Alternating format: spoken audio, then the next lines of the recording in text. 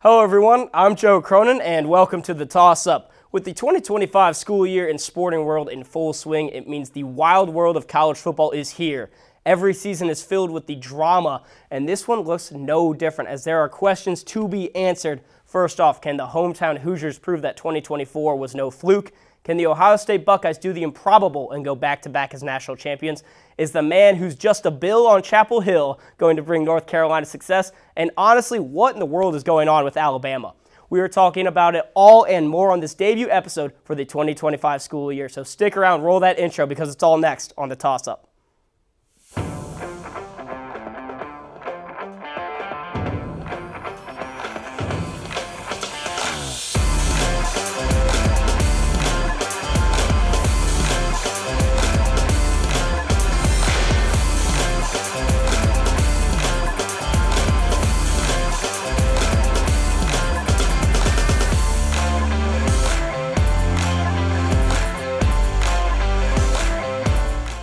It feels really good to be back in this chair for my third year co-hosting this show, and it's time to talk about some college football. I have a great set of panelists joining me. We have a healthy show in front of us. We got Quinn Richards, Jack Garrett, and Ryan Cannonfield. Gentlemen, college football is back. I mean, how does that feel?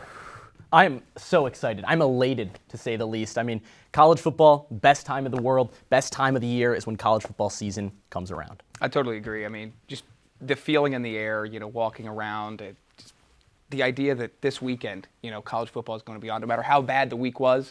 I've got college football on Saturday, so I'm feeling pretty good. It's like Christmas every weekend. Exactly. The fall weather is just amazing, and you get the smell in the air, and it's time to it's infectious for more ball. I'm just ready for it. Let's go. Can't wait to talk about it with you guys. We got a lot of ball to talk about, but college football, there's so much history. There's so much rich tradition.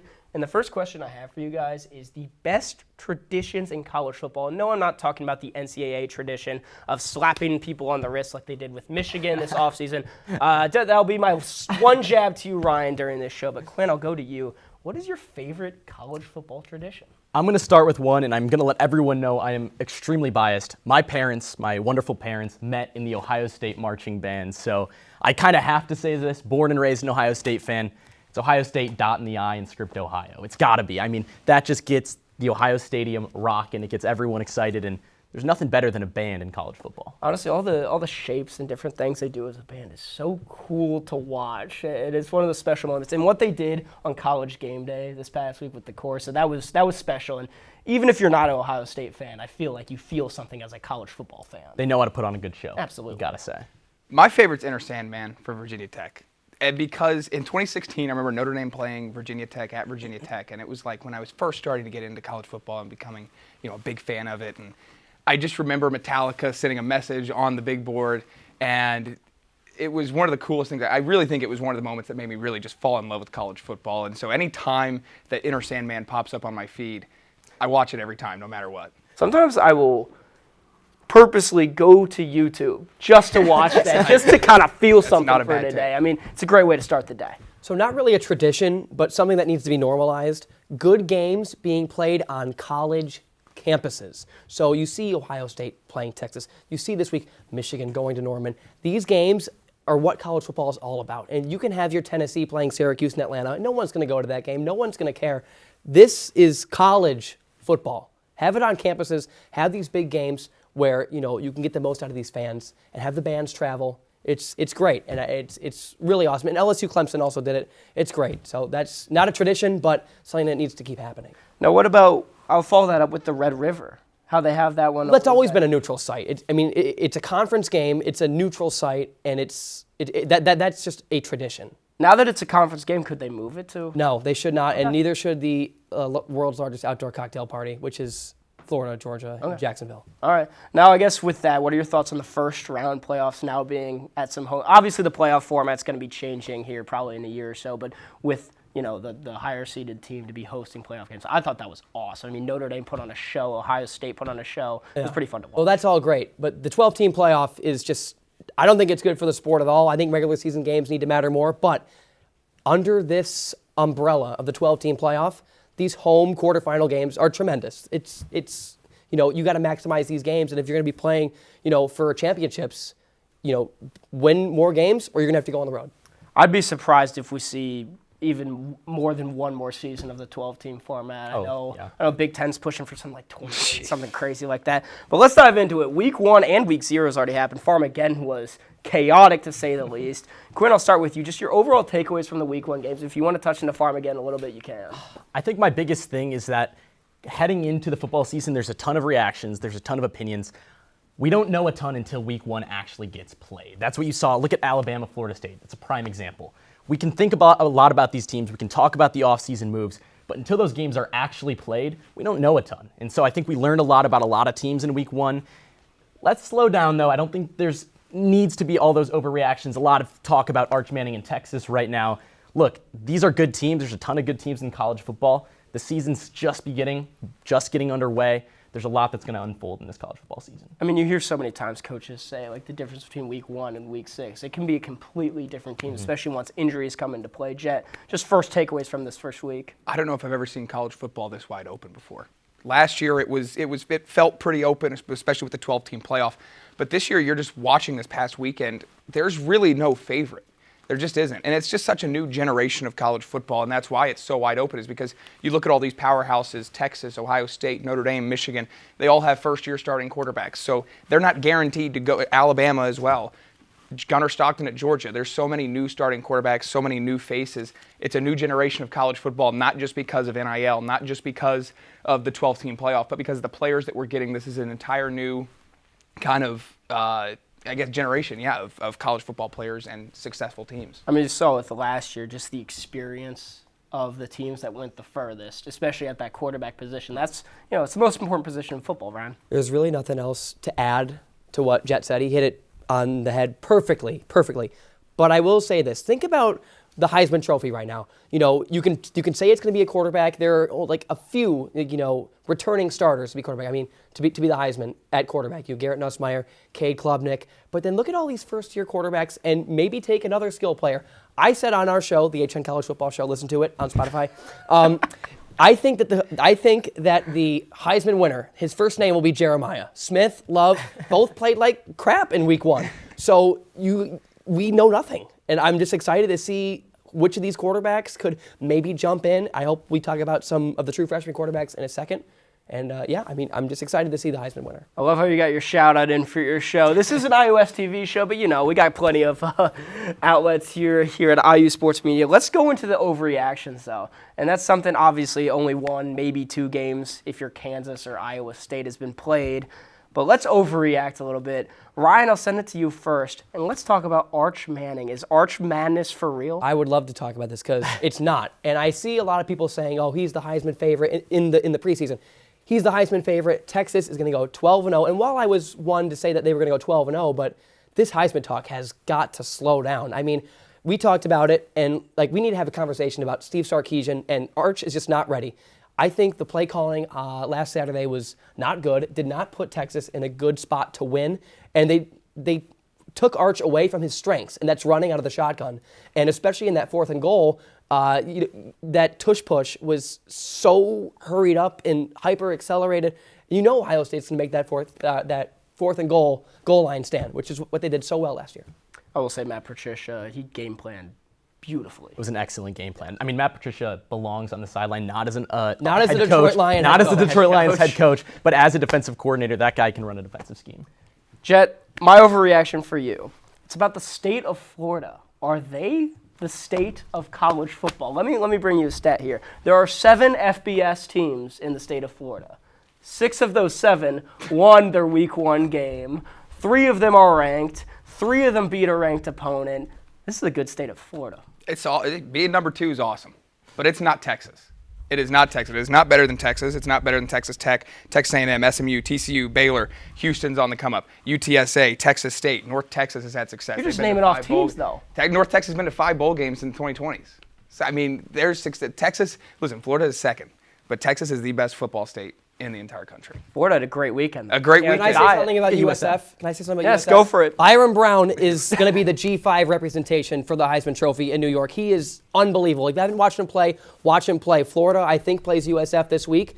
DJ versus Byron Brown. So take a look at that game. And I think they play Miami, too. Well, I think that USF and Boise State game showed how important Ashton Jeanty is. Yeah. And maybe I still think he should have won the Heisman last year. I agree with you. I agree. I'm I there. agree. I'm there. We're all Any in other agreement thoughts here. on Florida, though? I agree. I think Florida is. I mean, just look at the performance they put up. Florida, Florida State, USF. Sure, Texas has all those programs, has the history, but right now, I do think Florida is the best state for college I think football. it's an overreaction. I think at the end of the season, you guys are going to really come to terms with. South Carolina, by the way, the only state with 2 top 10 teams right now. South Carolina and Clemson. That is true. That is a great point. You're very That's true. a great point. Florida has 3 top 15, though. They are the only state with that. I mean, I'm looking at 4 ranked teams right here.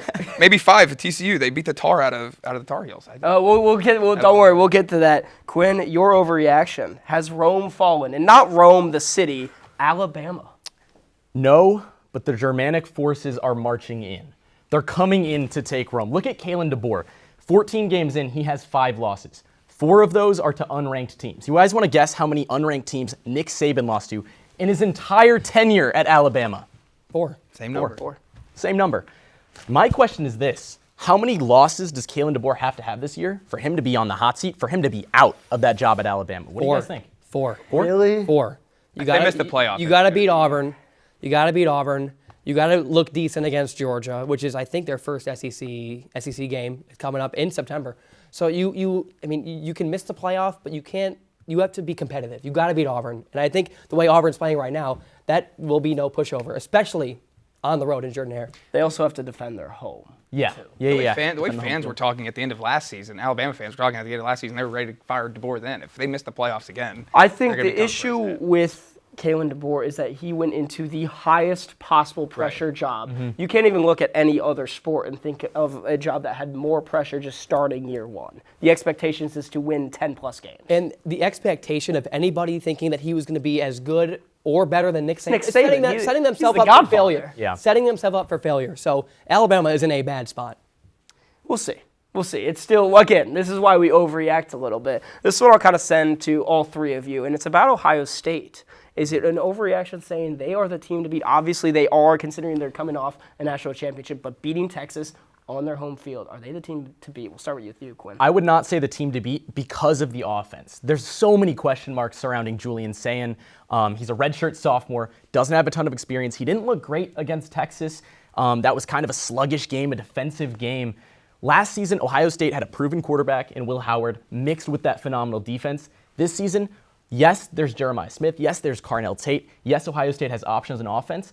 We just don't know how good their ceiling is because we don't know where Julian Sayin can get. Personally, I don't think with Julian Sayin at quarterback this season, Ohio State is a national championship contender.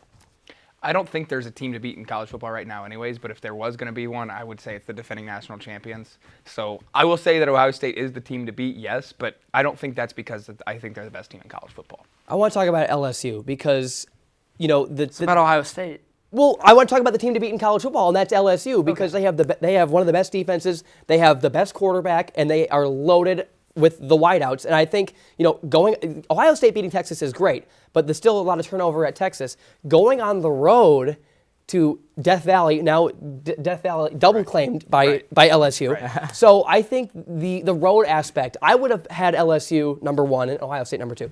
But I think Ohio State, they'll be just fine. Now, I guess with this top echelon of teams, I have to ask about Penn State. Is this the year, in the famous words of Indiana, do they get over the hump? They're number 1. I got them as my number Well, 1. what does the hump mean? Does James Franklin win a big game? Does he make it to the semifinals? Does he make it to the national championship? Does he win a Big Ten championship? I think so. This is probably our biggest talking point the entire offseason. It's how you think, your opinion on Drew Aller.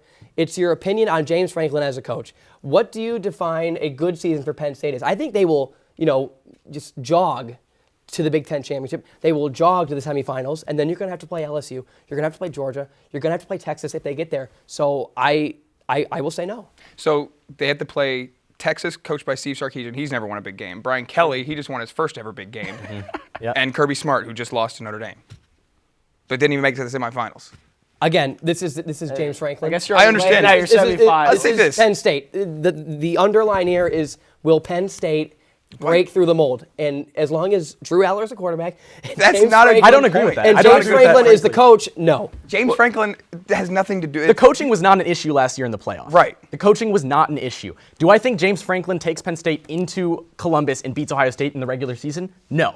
But do I think that means Penn State is not a contender or is not going to get over that hump and win some games in the college football playoffs? No, I think they can do that. I think you have a ton of talent, a ton of returning talent. You bring in a new defensive coordinator. Penn State is my front runner to be in the national championship. I agree. It just seems like they've been knocking on that door to be a Tier 1 college football team for like 15 years. And, there were times like with Saquon Barkley, that should have been the time where they were that Tier 1 team, but they've always been just top of the end Tier 2. This is the best it's going to get for Penn State, I think. Yeah, with the returning quarterback experience. Denai Dennis Sutton could probably be the best defensive player this season.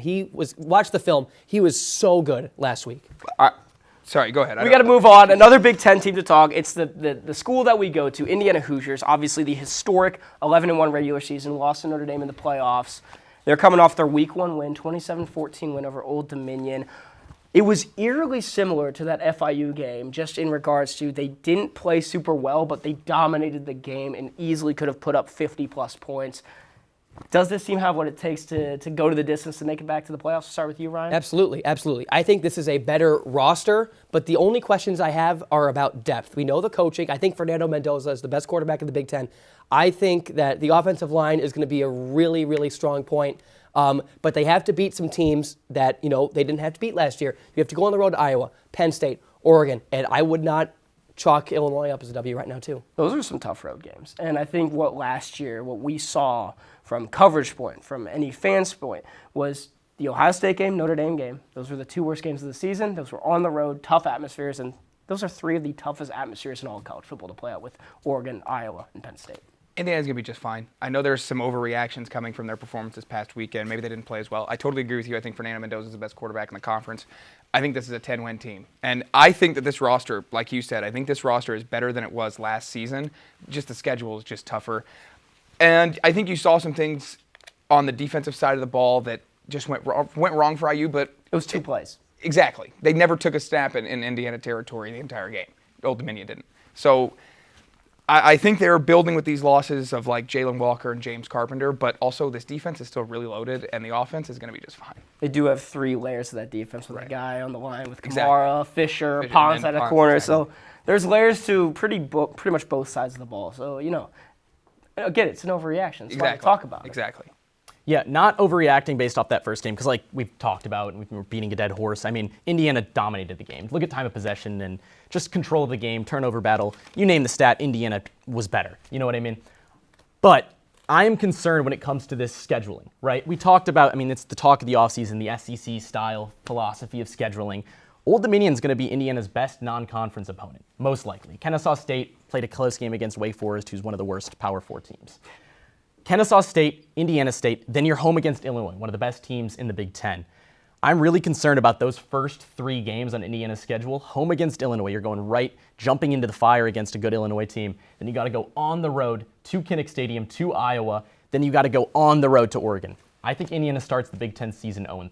Whoa. Ooh, wow. That's an bold overreaction. take. That's an we'll remember I think that. they'll be ready for Illinois. I think the thing is with this non-conference slate, it's the ability to tune up the things. It's you can not play well and still come away with a win.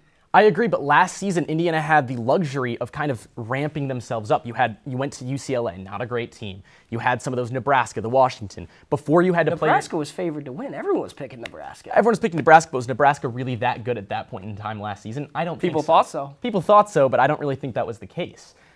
Indiana had that luxury last season. They don't this season. I really think it's going to be a tough jump in competition, and it's going to be too much for Indiana to overcome. I think you say the same thing about Illinois as you just did about Nebraska. We'll see. What has Brett Bielema ever done to prove that he's a 10-win coach? He's won 3 Big Ten championships. Brett Bielema is the only coach coaching in the Big Ten right now to win 3 Big Ten championships. I love it. All right. Point. We're going to toss it to our break, but stick around, though, because coming up after the break, the panel will go through their hot takes for this college football season. Don't go anywhere.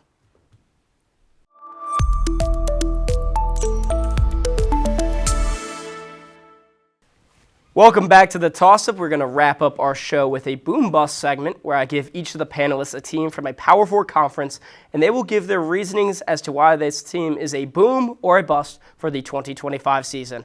Let's start with the Big 12. Quinn, we're going to go to you first. Your team is Arizona State out of the Big 12. For Arizona State, the expectations are high after the run to the college football playoffs last season. Because of that, I'm going to go bust. I do not think Arizona State is a bad team. I think Kenny Dillingham is a great coach, but I am going to go bust. You got a great quarterback wide receiver duo of Sam Levitt, Jordan Tyson. The defense is what scares me. The defensive line in particular, getting pressure. It was an area that Arizona State was not good at last season, and I think it's a tough schedule. You look at some of the road games, at Baylor, at Utah, at Iowa State, at Colorado. That's a gauntlet of a Big 12 schedule. I'm going to go bust on Arizona State. Jet, you were hyping up Texas earlier in the show. I'm giving you Texas Tech as your Big 12 team. I think it's a boom. Absolutely. I think I had them as my second best roster in the Big 12 going into the season, behind Arizona State, actually. I don't think Arizona State's going to win the conference, but just from a roster perspective. I like this receiving room. Caleb Douglas, Koyik, and they bring in Reggie Virgil over from Miami of Ohio. He caught a touchdown pass this past weekend. They did lose Quentin Joyner, who came over from USC. He was going to be their starting running back, but I thought their running backs did well. They had 2 sophomores and then a redshirt freshman. I think 2 of those 3 scored touchdowns. So I think this team's going to be very good. The defense is shaky right now, but I think the offense with Baron Morton and those receivers, it's going to be really, really good. Joey McGuire's got this team in a really good spot. Ryan, your team is as consistent as they come. The Utah Utes, outside of really last season. The reason why they were not consistent as of late, they don't have a quarterback, but they do now. I hope you watched the game last Saturday at the Rose Bowl. Devin Dampier is my pick to win the Player of the Year in the Big 12, and I think Utah's going to win the conference. They're going to have a really good year. I know it's a little weird that Utah's in the Big 12. I'm still kind of wrapping my head around some of this conference realignment. Moving to the ACC, Ryan, to you first. You get a team down in Florida, the southernmost team in the conference, Miami. So here's where I'm at with Miami. I think that they were more prepared up front to beat Notre Dame, but are we still going to do the Carson Beck thing? I say no. I just think that the only reason they beat Notre Dame was the offensive and defensive lines were just completely unprepared, and they had a lot of roster turnover. But I think Malachi Toney, he's going to have a tremendous year. And C.J. Daniels, with that really great catch, he'll be good too. I just don't want to play the Carson Beck game. I think they're a bust. Also, I haven't seen Hard Rock that raucous in Probably 2017 against Notre Dame, probably. Yeah. Jet, your team out of the ACC is SMU, one of the newcomers from last year. I'm on the fence with them, but I think I'll lean bust just because of how much they lost. I'm giving you a lot of Texas teams. I'm sorry. It's fine. I think it's the best college football state in the country. So they lost Brashard Smith, their running back last season, which they really relied on. He had 14 touchdowns and 1,300 rushing yards. They're going to be looking towards new productions. Romello Brinson at wide receiver. They've got a couple freshmen. They looked fine this past weekend against Eastern Texas A&M, but it's Eastern Texas A&M. You're looking at you're looking at the schedule. It's a tough one. They've got Baylor this week. They've got at TCU. That's before ACC play. Then they play at Clemson. They've got Miami. They've got at Boston College, which I think is a tough matchup. So I mean, this is an 8-4 team, I think, which is why I think it's a bust. Because you went to the college football playoff last season, you want to get better, but I think they'll win 8 games. Now, Quinn, your ACC team has one of the more interesting 3 years I've ever seen. It's Florida State. I mean, you got the easiest one over here for me. I mean, how do you not say boom after the start of the season, taking down number 8 Alabama? I really like what Mike Norvell is building down there. I mean, obviously last season there was a ton of talk. It was a horrible start, one of the worst turnarounds we've ever seen from a team that went undefeated the year before. I mean, not counting the bowl game, but look, I really love what Florida State's building. College football is better when Florida State is good. I think Florida State's good. I'm going to say boom. Let's move into the SEC. Jet, you'll be first. Wishing you were down in Rocky Top. Tennessee Volunteers. I think it's a bust. You lose Nico. Listen, first of all, I think what Josh Heupel did with Nico Iamaleava was 100% what he should have done. For pronunciation, by the way. Nice job. I appreciate it. He stood his ground. There are consequences with that. You lose Nico, you lose Dylan Sampson. Those are 41 total touchdowns between the two of them. Dylan Sampson, I thought, was the best Power 4 running back in college football last season. He's gone. So I think this is a bust. They had 7 sacks against Syracuse this past weekend, a game that they won, but the defense really didn't look all that great. Stephen Jelly, shout out Stephen Jelly. But I'll say bust for Tennessee. Ryan, I know you talked high about him earlier. LSU is your team. LSU is now my pick to win the national championship and win the SEC. I think they have the most well-oiled machine of an offense. Caden Durham, he did not run the ball well. LSU as a unit didn't run the ball well last year, but he, as a true sophomore, is going to have a big year. And could I mention Florida? Walk with me with Florida. The best offensive line in the SEC, and DJ Lagway is going to have a big sophomore year. I gave you LSU, not Florida. Well, I already talked about LSU. I got This to man with interest the people Florida. about Florida. You really think Brian Kelly can do all this? We'll see about that. And Quinn, Oklahoma out of the SEC. Yeah, Ryan and I were talking about this before the show. Oklahoma can be a really good team this season and lose 4 games in their conference. You look at the road games at South Carolina, at Texas, at Tennessee, at Bama. I mean, it is a gauntlet of an SEC schedule. John Mateer looked really good in week 1. I just don't think this Oklahoma team's ceiling is as high as it could potentially be. I think Brent Venables is going to be looking on the hot seat after this season because Oklahoma fans, they are restless. I'm going to go bust for Oklahoma. Let's wrap it up with the Big Ten. Quinn, to you first. You get the Indiana Hoosiers. You heard my take. You guys didn't agree with it, but I'm out on Indiana. I think Indiana's a great team. I don't want to say that Indiana's a bad team. I think Indiana is a better team this season than they were last season. But it's just that schedule. It's got me a little bit nervous for them. I think 0-3, you start conference play, you lose at Penn State. I think Indiana loses 4 games in the Big Ten this season, so I'll have to say bust solely because the expectations are so high. Ryan, you get another big red in the Big Ten, the Nebraska Cornhuskers. I think Nebraska walks into Happy Valley week 10, 10-0, game 10. They're going to walk into Penn State 10-0. Can they finish it off? Can they beat Penn State? Probably not. If they beat Iowa, they will head to Indy. I really, really love this team. The third-year trend with Matt Rule and Dylan Raiola, he is ready for this big spotlight. He wants to be Patrick Mahomes. He's going to get there. I bet he was so excited playing at Arrowhead in week 1. Jet, let's finish it off. Illinois.